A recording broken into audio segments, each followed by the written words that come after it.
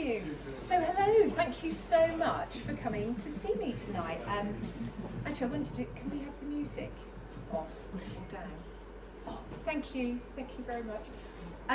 So I'm here tonight to talk about the song of snowdrops. But before I talk about the snowdrops, I just need to give you a bit of a background. Now, first of all, how many of you have either seen me speak before? A few of you, okay. And how many of you have got bees or are beekeepers? One. Just one. Okay. Right, it's just so I have an idea. And how many of you are real snowdrop experts? Enthusiasts. Good. So I know what to pitch at.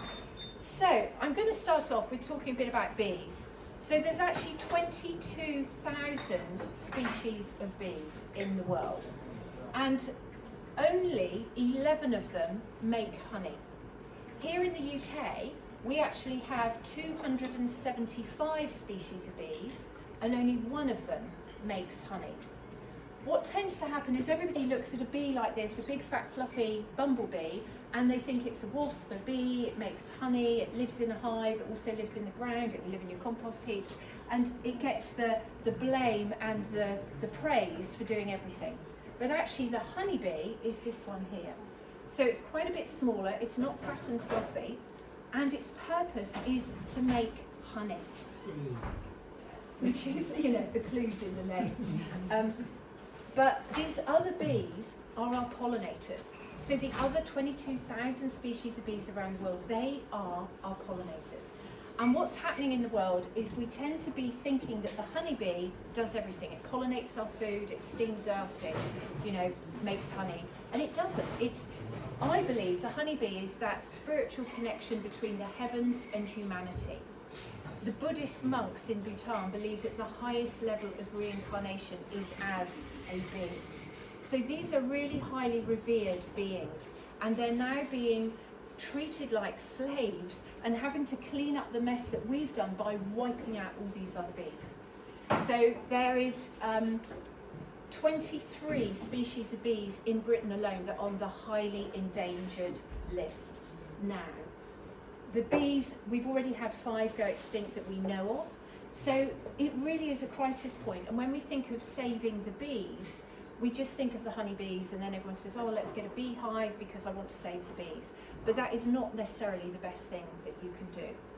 So now for those of you who don't know me, I'm going to give you a bit of a background of who am I. So my name's Paula Carnell, and I'm a naturopathic beekeeper. So what that means is I work in alignment with nature, with the bees. I'm not your conventional beekeeper. As you can see, I don't have the beard yet. Give me time. So I work with bees in all kinds of different hives and habitats, but my main emphasis is to really invite and protect the bees that are already in our environment. So here we've got a freedom hive. This is up at the Newt in Somerset, and here I am collecting a swarm. So it's working with the bees and how they live and making sure that we are protecting them and doing the best thing we can. So I have a team. So this is my bee team. So there's me, there's Randy, there's Kerry, Linda and Joe. So Joe at the end, he's 82 and still going strong. I actually went viral last week on TikTok, and it was a little snippet from an interview on a podcast where I was saying that the beekeepers are the longest lived profession. So people live longer as beekeepers than any other profession. So he's still going strong at 82. And it's put down to lots of different reasons, and I'll talk about some of them as we go along, but it just shows you're never too old to be a beekeeper. So I love this quote. This is, "Those who know how to treat the bees need not fear their sting." So I was talking to somebody today and they were saying, oh, I really love bees, but I'm terrified of being stung. How do you go near a hive? How do you deal with that? And the thing is, if you understand why bees sting, you don't need to be afraid of them. They're not going to be out there trying to sting us all for no reason, because the bees lose their lives when they sting you. So there's got to be a special reason. What's really fascinating is the Chinese used bee stings before needles in acupuncture. So there's been this practice of apitherapy, so healing from the hives, for thousands and thousands of years. And this is a Slovenian saying, and in Slovenia they've been working with bees and they have apitherapy centres, and they really know how to work with the bees. What's been happening, particularly in the West, is we've forgotten our connection not just with bees but with nature as a whole. And so we're not working with bees understanding what they need or how they live. And so if you're going to work with bees, you've really got to have an understanding of what their needs are and how are they best to be looked after. So there's a scientist called Peter Neumann in Germany, and he starts his fantastic lectures saying the biggest risk to bees is beekeepers. And you might be thinking, well, how can that possibly be? Beekeepers are these lovely people that just potter in the garden and they have their bees and they have a bit of honey and it's just the most natural thing in the world. Well, it used to be. And this picture here is of a bee, a sick honeybee with deformed wing virus. And this really is, we're sort of thinking that it's not our fault and that the bees are sick and it's some kind of virus that's come in, or it's, it's varroa mites carrying viruses. But actually, if you look at how the bees are living, if you're looking at how they're treated, is it any wonder that they're sick? I saw a photograph today on social media, and it was one of these massive barns filled with chickens. And you may or may not be aware that there's the bird flu going around. But when you look at chickens in that kind of environment, is it any wonder they're sick? When there's hundreds of thousands of chickens in one barn, they're not going outside, they're all cramped up together. And this is what we have to look at, is our environment. What is actually making us all sick?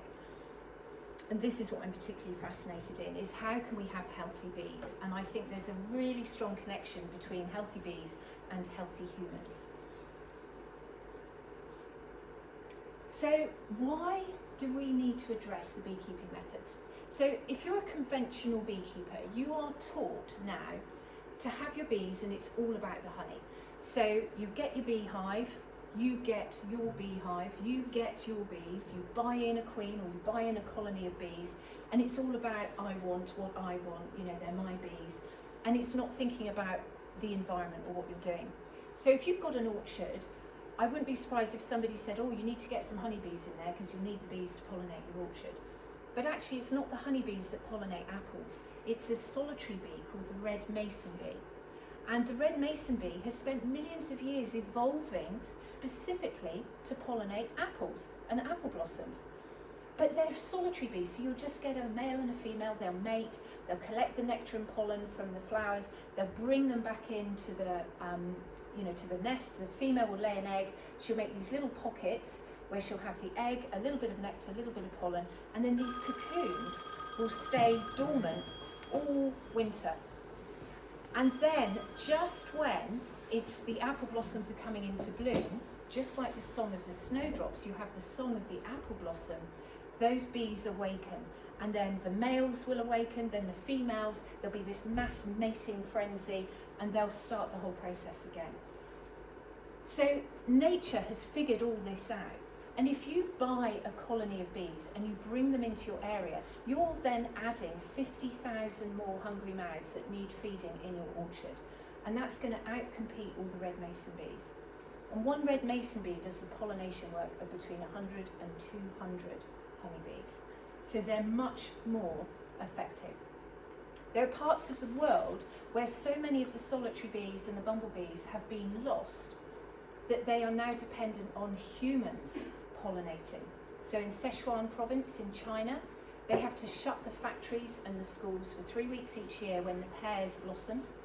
And then the kids and the women are all up on ladders with a sponge on a stick and they're hand pollinating the pears so that they can get the fruit. What I find fascinating is scientists have spent billions and billions of pounds developing robotic honeybees, ready for when we've lost all our bees. They're not thinking why are the bees dying or which bees actually pollinate. This is crazy. It would cost a fraction of that just to save the bees we've already got. So with conventional beekeeping, it's all about taking the honey, and conventional beekeepers will be taught to use chemicals inside the hive to take the honey, replace it with sugar. There'll be queen clipping, there'll be importing queens that have been bred specifically for our needs, so to have more honey, to be gentle, not to sting, to not produce propolis. So all these crazy things that are developed for humans, not for the bees. So the way I work with my team is we work with different types of hives, because just like humans, they don't all want to live in the same kind of hive. They don't all, not all of them want to have neighbours. Some want to have a bit more of a detached space. Some want to be high up in trees. So working with different types of hives, you just get different results. Now in here, can you see this sort of sticky stuff in between each frame? That's actually propolis, and that's what the bees use to protect themselves. It is in effect their skin. So the propolis is the resin that the bees collect from trees. They mix it with a bit of pollen, and then they use it like a glue, a bee glue. Now beekeepers don't like that, because you try and lift those frames out with all the propolis on there, and it is a nightmare, and propolis stains orangey yellow and it sticks on everything. But if you breed bees without propolis, you're depriving them of all the benefits that propolis has. It's antibacterial, it's antifungal, it's antiseptic, it's antibiotic, it's antibacterial. So if the bees don't have that, you've in effect lost their skin. It's what protects them in their hive. If they're living in a cavity in a tree, they will line the whole interior with propolis to protect themselves. So there's all these things that bees do naturally, because they've had 150 million years to get their heads together and their bodies to tune in with nature and do exactly what needs to be done. And we've spent the last 100 or 200 years just trying to mess it all up. So here I've got a bait hive, and then this is another freedom hive. And you can see the wax. Oh, I think I can do a pointer here. Oh, so there is the natural wax comb that the bees will draw down. Now what a lot of people don't realise is why bees make honey. They don't just make it because they're our slaves and that they think we want to have honey. They actually need the honey to make the honeycomb. It's called honeycomb, the beeswax, because it's made of honey. And bees need 8 kilos of honey to make 1 kilo of wax. And a hive like that will take about 1.5 to 2 kilos of wax. So already you're starting to see, gosh, the bees have got to work really hard to collect all the nectar to transfer it into wax to make these hives, to make their hives. And inside the wax there's thousands of little cells, because the queen is laying between 1,500 and 2,000 eggs a day, so that the colony can expand to the prime. And here I've got a bait hive. So this is a slightly smaller hive, and we hang those around the countryside, and I work with different companies and private individuals all around the world now.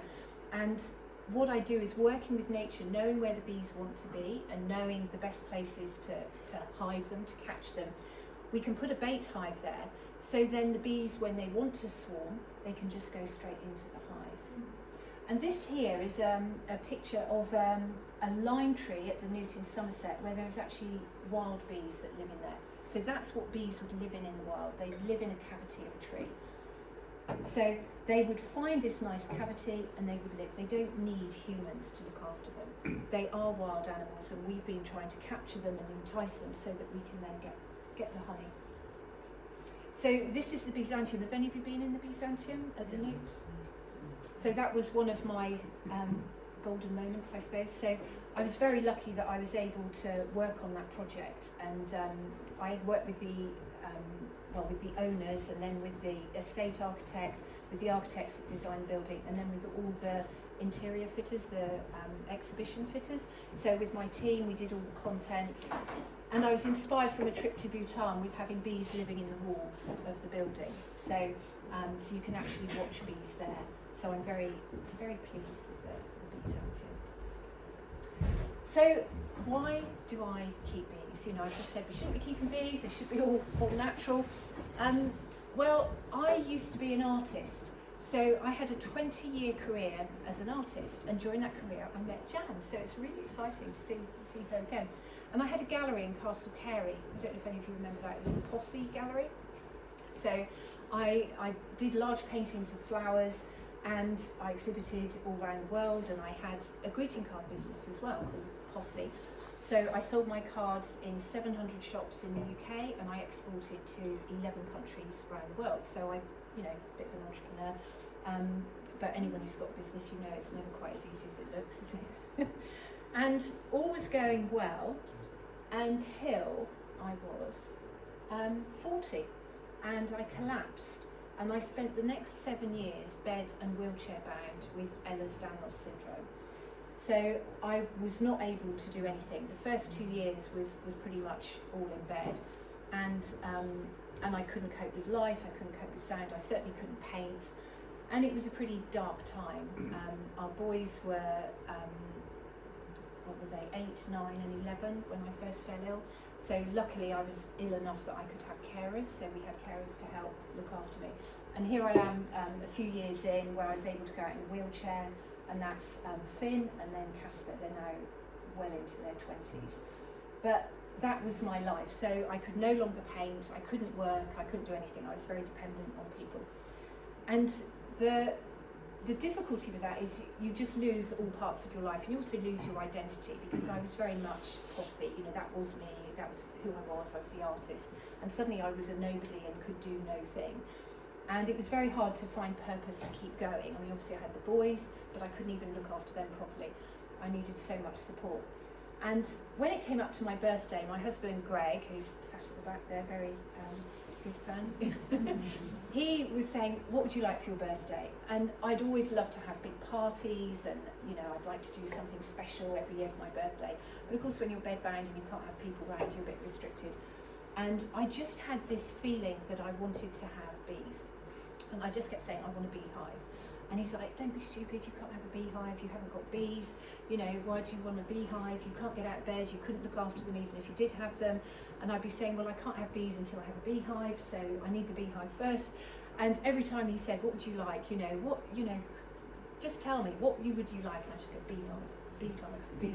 So I wore him down, and thankfully he found a great company called Cadden Hives up in Cumbria, and they sent him a flat pack. And so in the evenings, and my birthday's a winter birthday, so the dark, cold winter evenings, he was out hammering away and building this beehive for me, ready for my birthday. And there I am with my first beehive, just so excited that I had a beehive. And he's like, well, now what are you going to do? You know, you haven't got any bees. So I then had to think, well, how do I get the bees? And I write about this in my first book, Artist to Bees, but there was a really interesting story about how bees came in. But I ended up having a mentor who had been walking his dog in the field behind our house and had spotted the hive. So he put bees in my hive for me, a lovely chap called Chris, and it's through Chris that I met Chrissy. So Chris put bees in and taught me beekeeping, and every week he would come up and he would open up the hive and he would tell me what he was doing, and he would just teach me everything. But I was quite a difficult student because I already knew I wanted to be quite natural with it, because I'd been looking at my own health, and I was thinking, no, it's got to be, I don't really want you using smoke, I don't want you opening them up all the time, no, you don't really need to do this, no, I don't want you doing that. But of course, what did I know? You know, I wasn't a trained beekeeper, and so everything he did, I'd say, well, why are you doing that? So the first thing is smoke. I mean, we all think of beekeepers, you know, after the beard, it's a smoker, isn't it? That's the image of a beekeeper. So I'd say, why are you smoking the bees? And he'd say, well, it calms them. Now, most people would be happy with that, and they'd go, okay, it calms the bees. But I'd say, how does it calm the bees? And he'd say, well, they actually think the hive is on fire. So what they do is they go into the hive, away from the beekeeper, fill their stomachs up with honey, so that they can then flee, they can swarm, because they've got the honey to make wax. And I thought, that doesn't sound very calming to me. You know, and I was thinking, if I was in my house and I thought there was a fire, if it was suddenly filled with smoke, I'd be running around trying to grab photos, kids, not sure which order, depends on the age, you know, and I'd be quite stressed out. So I thought, no, that's putting the bees in a fight or flight state. But you still have the situation where when you open a hive and you lift the boxes off, when you put the boxes back on, you don't want to crush bees. So you have to think, well, how do you get them away from the edges? How do you clear them? So I started to read up and look into things about other ways of working with the bees. And I used to, you know, he'd be there, go, well, shall I smoke? And I'd go, no, I'll just brush each one off, you know, I'll blow them off, I'll tell them, just go out of the way, girls. But then I found that there's lots of other things you can do. And now when we're working with bees, we just use water spray because bees can't fly in the rain. And so they just go into the hive. So you just spray a bit of water and they go, oh, it's raining, in we go. No stress. You know, they just think, oh, forget all the flying we were going to do, we'll just go inside. So there's always an alternative way. The other reason that you would use smoke is because when you get stung by a bee, it releases a pheromone, and that pheromone smells like bananas.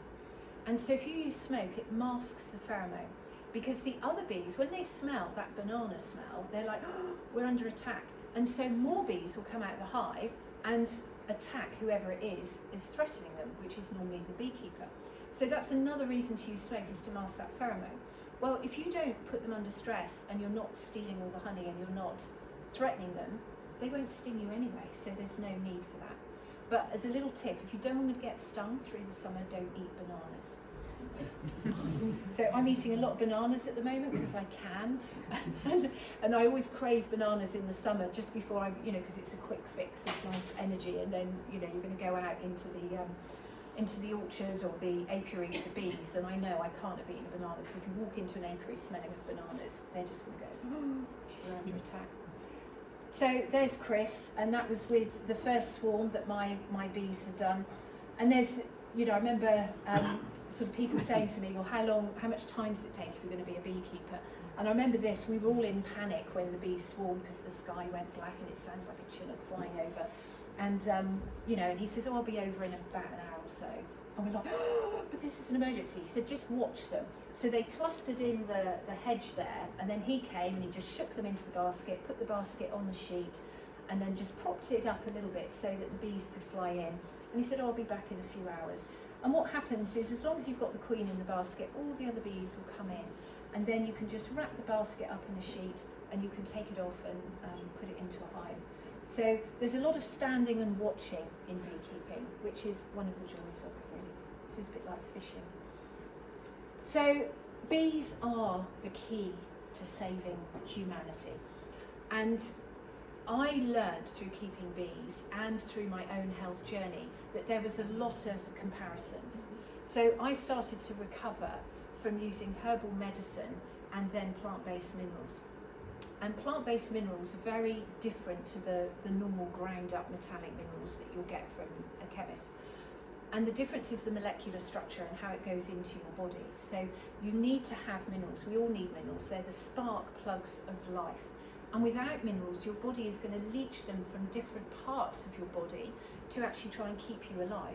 So our bodies want to be well. And when you start to have a chronic illness like I did, it took 40 years to get me into that stage. So you're not going to recover overnight with one pill.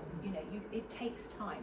So the whole 7 years I was researching, I was detoxing, I was trying every kind of treatment under the sun you could imagine. And I'm just finishing writing a book now called Creating a Buzz About Health, where I'm going into more detail about all the different treatments I did, because I think I'm ready to write it and people are perhaps ready to hear it. But there are so many different ways to get well, and there's so many different ways to get ill, and every body is different. But I started to realise with the minerals that if we were sick because we were mineral deficient, and Dr. Linus Pauling had won his Nobel Prize for his studies on minerals, and he claimed that every disease known to man was due to a mineral deficiency. So if it was that simple, why are we all getting sick? And it's because the soil is deficient of minerals. The way we are growing our food is just drawing out all the minerals. And the agricultural system is all about just adding NPK. It's not looking at the wide range of minerals we need. And it's also not looking at plants and all the different plants and how they are processing minerals into a form that we can absorb. So everything is interconnected. And as I started to learn about my health, I started to then realise that there was a lot of comparisons with bees and bee health. So as I got better, I started to look at my bees and think, I don't want them to be having sugar. I don't want them to be feeding on crops that are sprayed with chemicals. I really need to try and get to the bottom of this. How can we have healthy bees? And then I started to understand more about why I was ill, and it was our environment. And if our environment is killing the bees and the pollinators, how could it possibly not be having an impact on us as well? So I see the bees as the canaries in the coal mine. And instead of thinking, well, when they're dead in 4 years' time, we just have to get these robotic bees going, it's like, no, they're going to be dead in 4 years' time, or they'll be dead and we'll be following them in 4 years, because they are the canaries in the coal mine. We're a bit bigger, it takes a bit longer to finish us off. So it really is important that we do address what's going on with bees. So here we have the snowdrops, and I just want to talk about the song of the snowdrops. Now, snowdrops are incredible because they come out early in the year. We all feel better when we see the snowdrops, and you know, what better festival could you have than Snowdrop Festival? And I hope you can all see the honeybee there. So it was literally 2 weeks ago when we first saw the bees visiting the snowdrops. Now, nature is really clever, because these snowdrops will not release nectar until it's warm enough for the bees to fly. And then you have other levels where people have been buying in bees. They're buying in Italian bees. Now, they don't like to get out of the hive until it's at least 10 degrees. But if you have bees that are adapted to your area, I've seen bees at the Newt flying at 5 degrees and 8 degrees. And snowdrops will open at 8 degrees and secrete their nectar.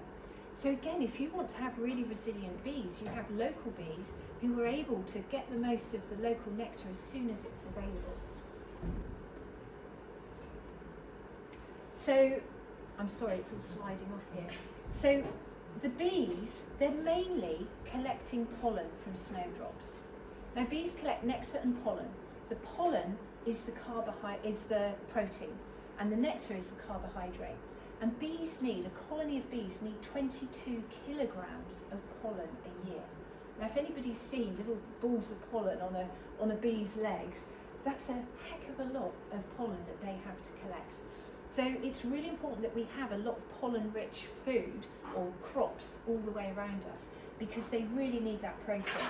And at this time of year, the colonies are expanding. So the queen's starting to lay eggs. The larvae are growing, because when we really get the spring flow, once the dandelions are out, the colony's got to have enough bees that they can all go out and collect as much nectar and pollen as possible. The purpose of bees is to expand and survive and to be really healthy, so that they can produce more bees and expand. So it's really, really vital that they can have that pollen, and it's got to be a nutritious pollen. So I really love that, the snowdrops are out, and also the catkins. We've been watching bees on alder and hazel catkins. Now, plate of salad. Now, this is where we come into nutrition. So the bees need the pollen for the protein, but they need a nutritious pollen. Now, if we had that plate of salad in 1946, you would get a really healthy balance of nutrition. You'd get all sorts of vitamins and minerals.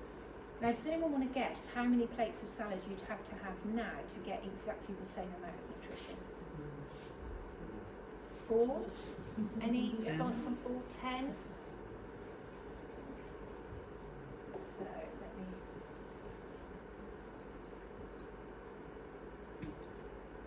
Okay, here we go. Anyone else want to keep guessing? Any of the numbers? 40.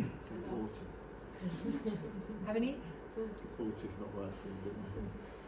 It's actually 47. And this was a study done in 1998. So really makes you think, doesn't it? So you might be thinking you're getting your 5 a day, but you're not getting the real 5 a day, the real nutrients that we actually need. So now do you think, gosh, is it any wonder that we're sick? So it's not just for humans, it's for the bees as well. So the bees, they eat honey. They make honey because they eat honey. And the honeybees are the only bees that make honey. And the reason they make honey and store it is because they're the only colonies, or the only bee species, that still has a number of bees that survive through the winter. They don't hibernate, they go into a state of torpor. So it's sort of a semi-hibernation. They cluster around the queen, and they will just keep themselves warm, and they share out the honey between them all. So they have this race through the summer to collect enough honey, enough nectar to make enough honey to then get whatever size colony they've got through the winter months, and to be able to be ready for the next spring. Now, what's really interesting is last year it was a bumper honey harvest for most of Britain, so beekeepers took more honey. instead of thinking, why are the bees taking more honey? Are we in for a particularly harsh winter? You know, or maybe it's going to be a bad summer the next year. So the bees, they really do make hay where the sun shines. Or are they so connected to the rhythms of nature that they know when we're going to have hard winters or worse summers? And what we have noticed is that when you have a good bumper year, the next year perhaps is not so good. And so the bees needed some of that surplus honey to get them through the next year. So when I take honey, we take it sustainably. I have a bit of woo, and I'll talk about that once I go really into the woo. But it really is looking at how, at the wisdom of the bees and being sensible. Instead of taking it all and thinking, oh, I'll sell more, it's looking at the patterns, looking at nature, and thinking about why have the bees bent over backwards to get more honey. So this is what honey is composed of. When I first started challenging feeding bees honey, I was told, well, everyone knows that honey and sugar are exactly the same. And I just knew it wasn't, but I couldn't prove it. And that's something I found very frustrating, is when you feel it in your bones, you feel it in your gut that something is right or wrong, and then you have to go and get it backed up by the science. So the definition of honey is a sweet and natural sweet substance that's made by the bee species Apis mellifera by collecting nectar from flowers or the secretions of aphids who've been eating honeydew. So that is the definition of honey. And honey actually has 180 components in it. So it's a very, very complex product. It's also a complete food because the bees have processed all these sugars. So when you take honey, it doesn't stress the liver out. It's actually anti-diabetic, although do your own research and talk to your medical provider. But it actually goes straight into your bloodstream. So if you have a spoonful of honey about an hour before you go to bed, it's going to help you sleep because your body isn't going to have to kickstart your liver in the middle of the night because it needs more fuel. So we're always taking too much sugar and it gets stored in the fat in our body, and then our liver has to be kick-started to sort of process it all when we need more sugar, more fuel. So the really tiny amounts are the trace elements, the minerals, and yet they have so much power. And what we do as humans, we seem to think, oh, the big bit, it's the fructose, that must be the important bit because there's more of it. But actually it's the trace elements, just like the minerals, that's what's so important to us and to the bees. And the bees add enzymes when they're actually making the honey. So the honey goes into the honey crop and there's all the enzymes from their guts, and they pass it backwards and forwards to each other through a process called trophallaxis. And then they're evaporating it because the nectar in the plants is 80% water and it needs to go down to less than 20% water to be a ripened honey. So honey is a really, really special product. And every honey is different because it depends on the plant source that it comes from. So you might be thinking, oh, do you get snowdrop honey? And I was always told, no, you don't. But I've recently found out that there is a small region on the Black Sea where they do have snowdrop honey. So that's quite fascinating as well. So sugar, what are the properties of sugar? Well, it's acidic, it's addictive, it's more addictive than cocaine. I've never tried cocaine, so I couldn't say from experience, but apparently that's true. Rats prove that.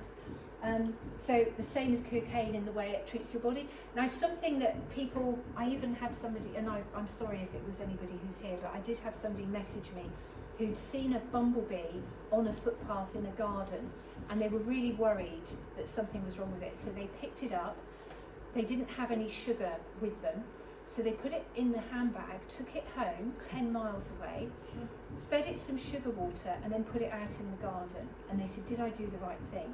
And it's like, thank goodness they didn't see me, because I was like, oh.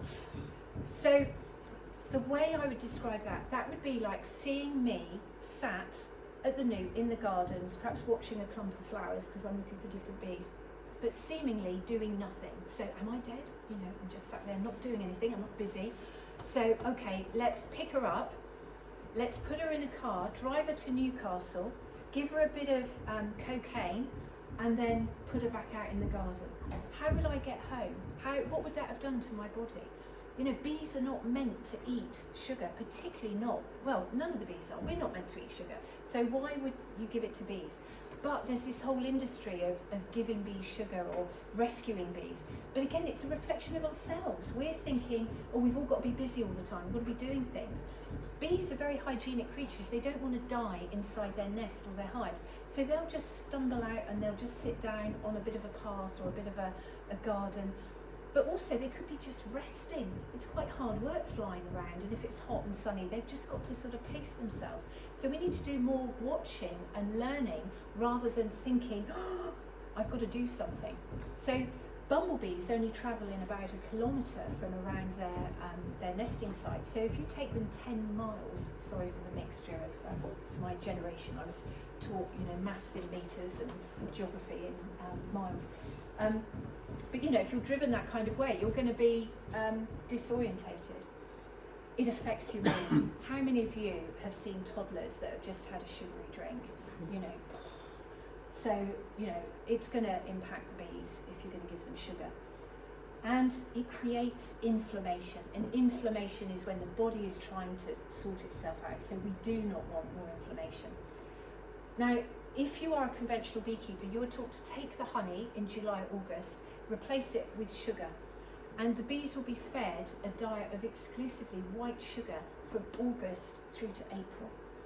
Now, how many of you would feed your family white sugar from August to April and think they'd get through the winter without having any kind of illness? It's just crazy. So why on earth would we even think of doing it for wild animals? It's empty calories. Unfortunately, in the West, we've been measuring our nutrition by calories, not by the actual content of the food. So we're thinking, we need 2,000 calories a day to function, but not actually what those calories need to be made up of. So I love this quote. If you want to find the secrets of the universe, think in terms of frequency and vibration. So now, if you're ready for a bit of a ride into the woo.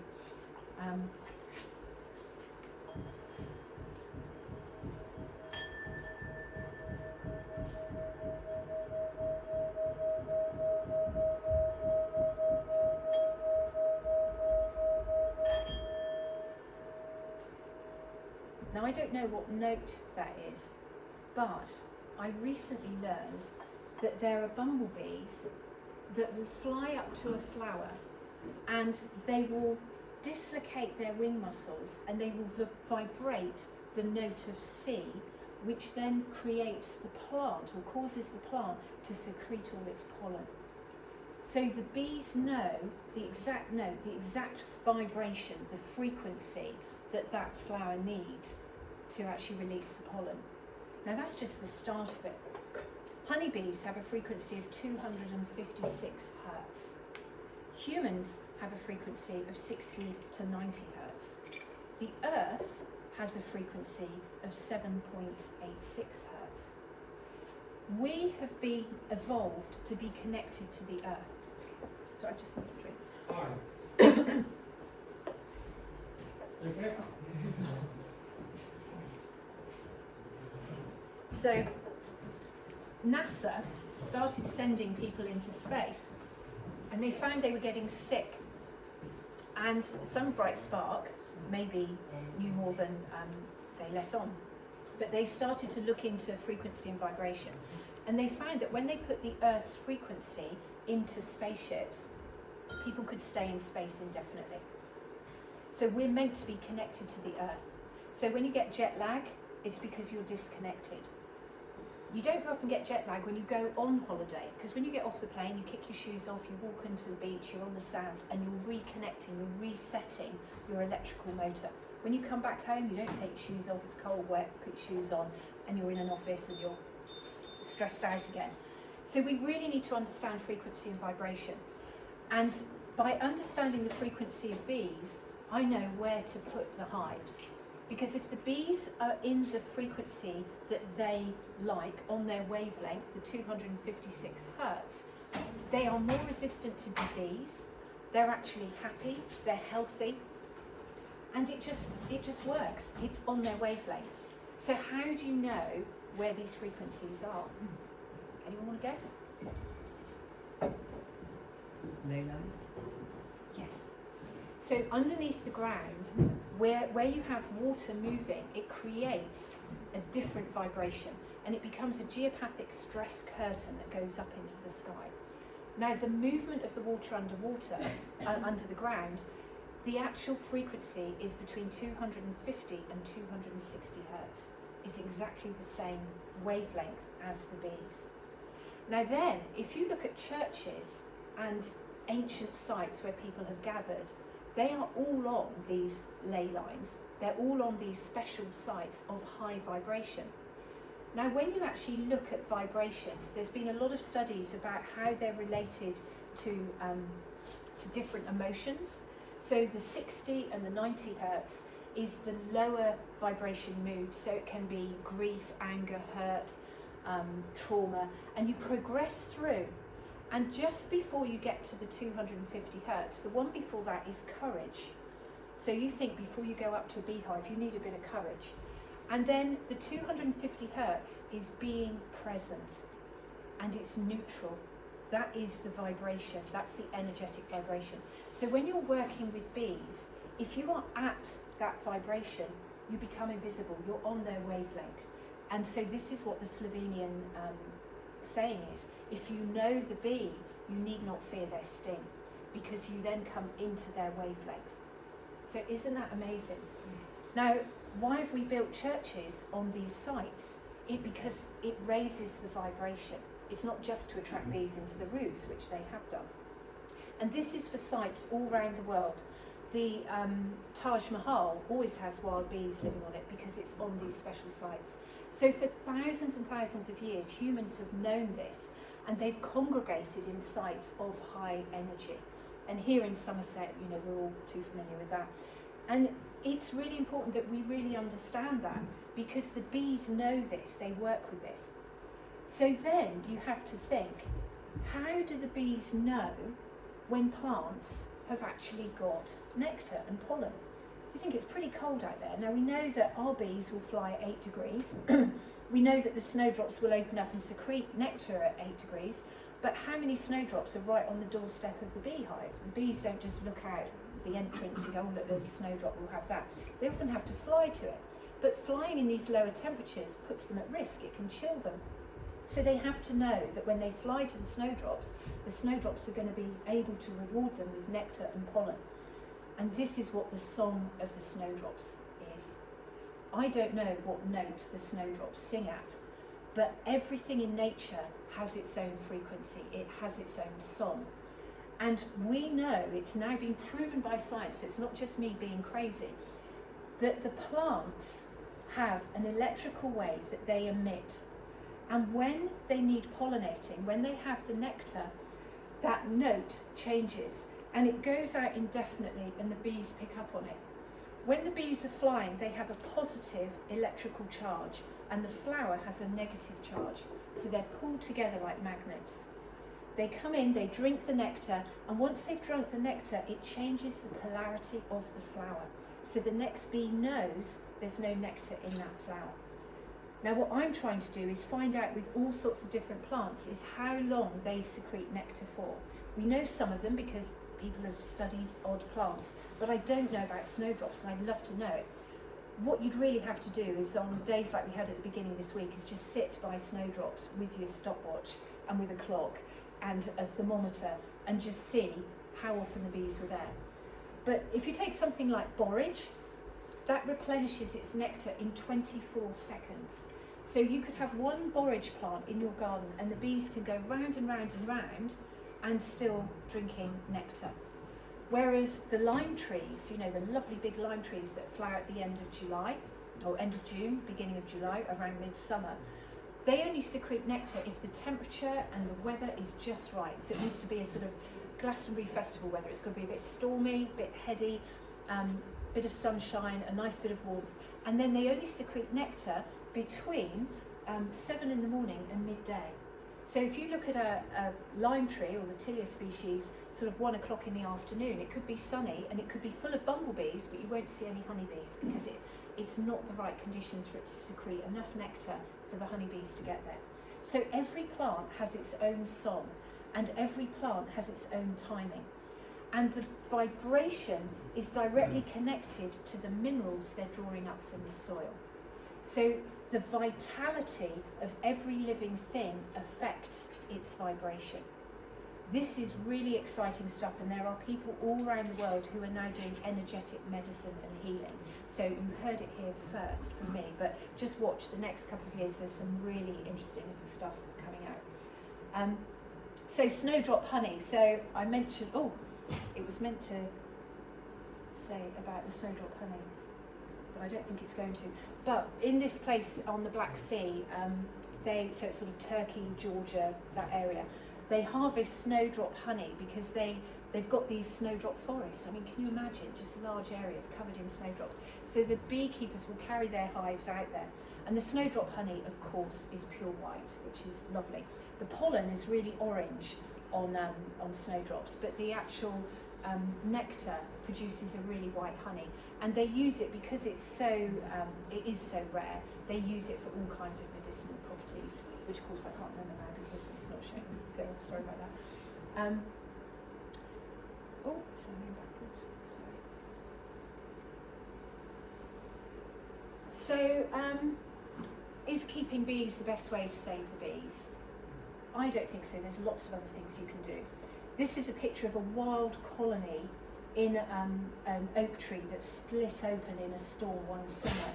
And it was just amazing to see that this is just so ancient. And there's the propolis that the bees had lined the inside of the cavity with. What is it? Does anyone want a little bit of technical stuff about wax moth?